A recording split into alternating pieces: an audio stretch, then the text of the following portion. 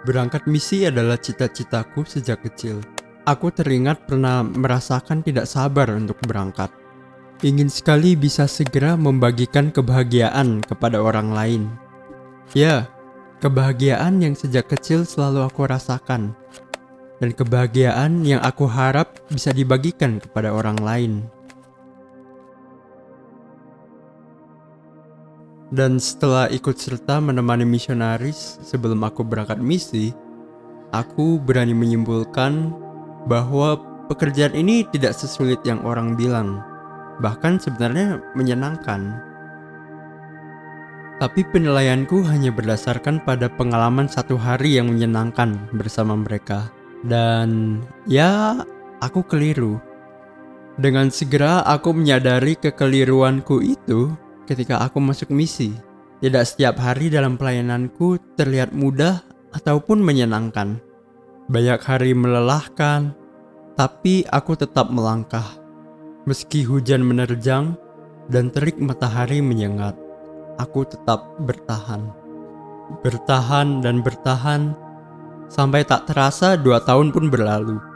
Menjelang akhir misi, aku mengikuti suatu program, semacam program untuk persiapan pulang misi. Aku bersyukur bahwa melalui program itu, aku bisa menatap kembali misiku dan melihat kembali apa yang telah kupelajari selama 2 tahun tersebut. Dan dalam video ini, aku ingin membagikan hal-hal yang aku pelajari dalam misi yang sangat berguna bagi kehidupan yang akan datang.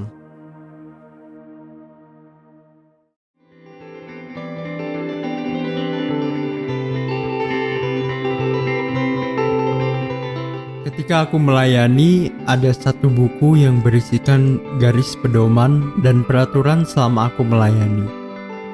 Judulnya adalah Buku Pegangan Misionaris. Jika hanya dilihat sebagai peraturan semata, mengikuti pedoman-pedoman yang ada di dalamnya bisa menjadi berat. Aku belajar bahwa ketika aku melihatnya sebagai pegangan, seperti yang tertera pada judul, aku bisa lebih merasakan keamanan dalam melaksanakan tugasku. Buku ini bukan hanya mengajak aku untuk menjadi patuh, tetapi juga untuk menjadi tekun. Di sini aku bisa melihat satu aspek bahwa ketekunan merupakan bagian dari kesetiaan dan kepatuhan pada tugas ini. Kesetiaan pada kewajiban sangat dibutuhkan, justru demi kebahagiaan kita sendiri. Jika aku sedang merasa jenuh dalam menjalankan tugas, justru itu waktu yang tepat bagiku untuk mengevaluasi apa yang bisa aku lakukan supaya aku tetap teguh dan rasa jenuh bisa teratasi.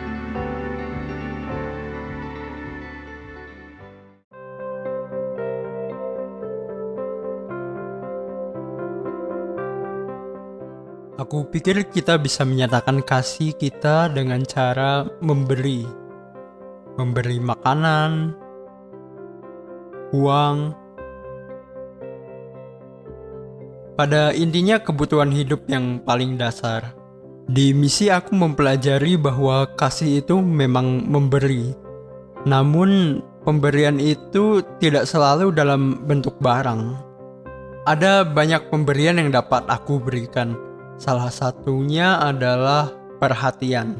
Ada segelintir orang-orang yang aku temui di misi yang merasa diabaikan oleh teman-teman, orang tua, bahkan pahitnya juga oleh para anggota gereja. Dan sejak di misi, bahkan sampai sekarang aku terus mencoba untuk memperhatikan mereka yang sendiri dan dengan cara apapun menyokong mereka. Mengenai kasih, hal berikutnya yang aku pelajari adalah untuk memberikan kesempatan bagi orang lain untuk bicara. Ketika mereka berbicara, aku berusaha untuk mendengarkan dengan saksama supaya aku tahu bagaimana aku bisa membantu mereka. Aku rasa mendengarkan orang lain dapat membantu kita lebih mengenal orang tersebut, dan pastinya orang tersebut akan lebih menghormati kita. Dan juga setelah kita memberikan perhatian kita dan kesempatan untuk bicara kepada mereka, kita juga menyatakan kasih kita dengan memberikan tanggapan, entah dalam bentuk pujian, saran, maupun kritik. Aku sering berhadapan dengan seseorang yang mempunyai masalah, baik orang-orang yang kuajar maupun teman-temanku misionaris. Dalam kesempatan-kesempatan itu, aku selalu dihadapi pada dilema.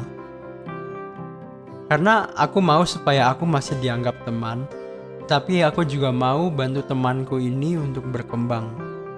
Akhirnya karena aku mengasihi orang itu, aku memberanikan diri untuk mengkritik mereka. Aku pun bisa melihat bahwa orang-orang yang aku kritik ini menjadi orang-orang yang lebih baik setelah aku memberikan kritik tersebut, karena mereka mendengarkan kritik itu dan belajar untuk menjadi orang yang lebih baik. Dan itu sebabnya penting bahwa kita memberikan kritik yang membangun. Kritik yang membangun dalam artian kita membantu orang tersebut untuk menjadi lebih baik dan bukan menjatuhkannya supaya dia gagal untuk mencapai tujuan-tujuannya. Sebenarnya ada satu aspek dari menyatakan kasih lagi yang mungkin agak sulit untuk kita lakukan, yaitu bahwa untuk menyatakan kasih kita kepada orang lain, justru kita mesti meninggalkan orang itu. Kami sering menyebut orang-orang yang kami hajar sebagai simpatisan. Meskipun itu sebenarnya istilah yang lama, tapi dari situ muncul juga istilah mantan simpatisan, di mana itu menandakan bahwa kita tidak lagi mengajar para simpatisan itu. Dan bagiku itu susah untuk memantankan orang yang pernah aku ajar. Mungkin kalian bingung bagaimana memantankan orang bisa menjadi wujud kasih. Sementara untuk meninggalkan seseorang dalam kehidupan kalian adalah pengalaman yang menyakitkan. Aku pikir meninggalkan seseorang bisa menjadi wujud kasih atau bisa menjadi pengalaman yang menyenangkan jika dan hanya jika kita percaya bahwa orang yang kita kasihi pada suatu saat akan menemukan kebahagiaan mereka.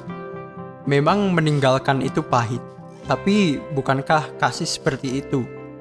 Panjang sabar, pengertian, dan merelakan. Yang jelas, kasih adalah perasaan. Meninggalkan seseorang bukan berarti kita berhenti mengasihinya. Justru kita belajar untuk merelakan orang lain mencari kebahagiaan mereka.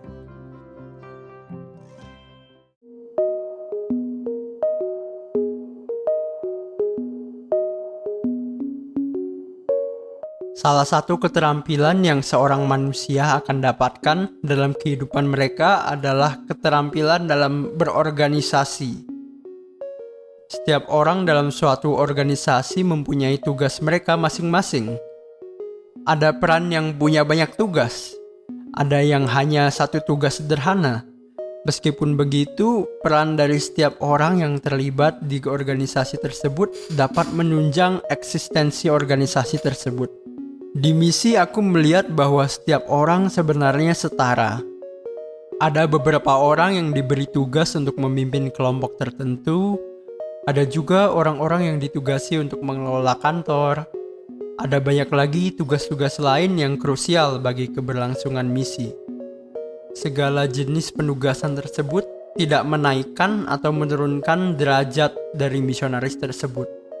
Aku ditugasi dalam kepemimpinan beberapa kali, dan dari penugasan-penugasan tersebut, aku belajar banyak tentang bagaimana aku bisa menjadi pemimpin yang sejati. Bukan seorang bos, bukan seorang raja, apalagi diktator. Seorang pemimpin justru adalah seorang pelayan, bukan menyuruh-nyuruh, tapi meneladani. Bukan memaki, tapi mengayomi. Seorang pemimpin punya visi bagi orang-orang yang dipimpinnya. Ia ingin agar orang yang dipimpinnya menjadi orang yang lebih baik. Oleh karena itu, kita harus mengajarkan orang yang kita pimpin. Di misi, pemimpin kami disebut presiden misi. Aku sudah pernah mengalami 3 presiden misi yang berbeda. Salah satu presiden misiku mengajar dengan cara memberikan perumpamaan. Aku ingat dia pernah mengajar tentang kesabaran dan kegigihan menggunakan perumpamaan seorang petani Tiongkok. Petani ini memutuskan untuk menanam bambu di lahannya.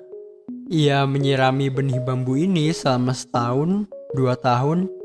bahkan sampai 5 tahun, tetapi bambu itu tidak tumbuh. Baru pada tahun kelima, bambu itu mulai tumbuh tunas. Dalam 6 minggu, bambu itu sudah tumbuh tinggi menjulang. Ketika ditanya berapa lama bambunya itu tumbuh, apakah 6 minggu atau 5 tahun? Petani itu menjawab, bambu itu tumbuh selama 5 tahun dan 6 minggu. Selama 5 tahun, bambu itu berusaha untuk memperkuat akar-akarnya agar bisa menahan segala macam beban. Dan di situ kita dapat belajar pentingnya bagi kita untuk bersabar atas perkembangan kita dan perkembangan orang lain. Kalau kita merasa tidak ada perubahan, mungkin kita sedang memperkuat akar-akarnya. Lihat kan, itulah kenapa aku sangat suka belajar dengannya. Dan dari cara dia mengajar itu, aku belajar juga bahwa menjadi pemimpin bukan sekadar memerintah, tetapi juga memberi arahan dan pelajaran bagi orang yang dipimpinnya. Model kepemimpinan seperti inilah yang harusnya semakin marak di dunia ini.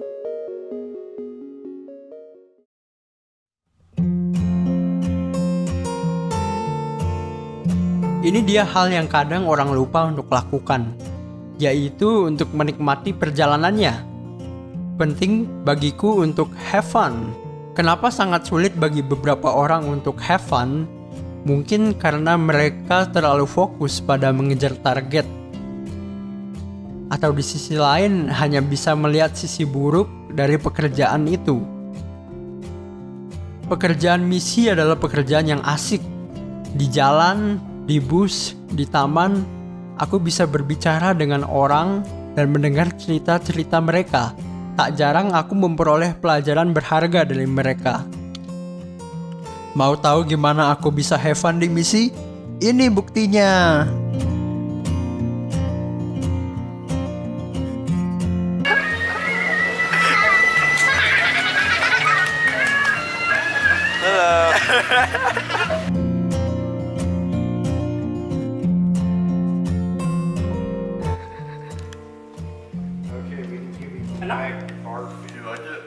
Pinch your nose and then eat the stuff.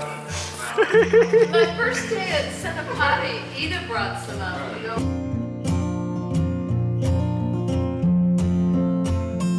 Ready? Set. Go! Go! Oh my God. You need to do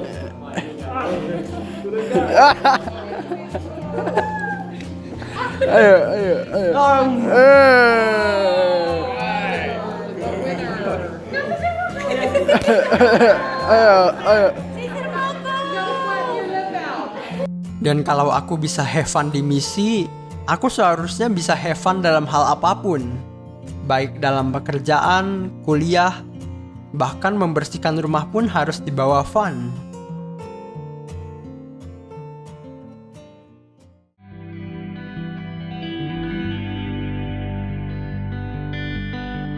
Misi seringkali dibilang sebagai MTC kehidupan.